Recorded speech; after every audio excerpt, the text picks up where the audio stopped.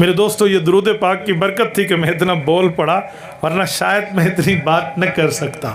تو جب درود کی برکت سے ہماری بیماریاں ٹھیک ہوتی ہیں تو درود پاک کی برکت سے ہم سب کی بیماریاں ٹھیک کیوں نہیں ہوتی؟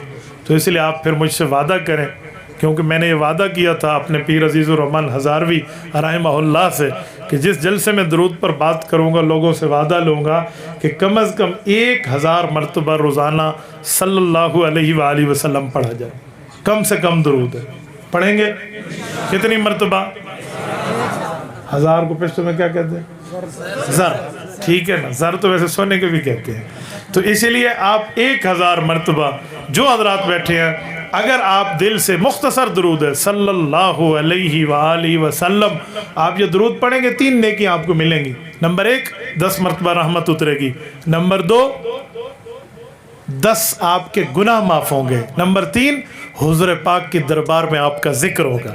جو فرشتے لے کر جائیں گے، آپ کے پاس کوئی تحفہ ہے، بندہ پوچھتا نہیں ہے کتنے دیا، تو حضور پاک کے دربار میں فرشتے جب ہمارا ذکر کریں، جس نبی پر ہم نے کلمہ پڑھا، بن دیکھے بندہ جان دینے پہ تیار ہو، اس نبی کی دربار میں کلمہ پڑھا، تو میں اس امید سے کہتا ہوں کہ روزانہ کی بنیاد پہ جب ہم درود بھیجیں گے تو روزانہ کی بنیاد والے تعلق کو بندہ یاد رکھتا ہے۔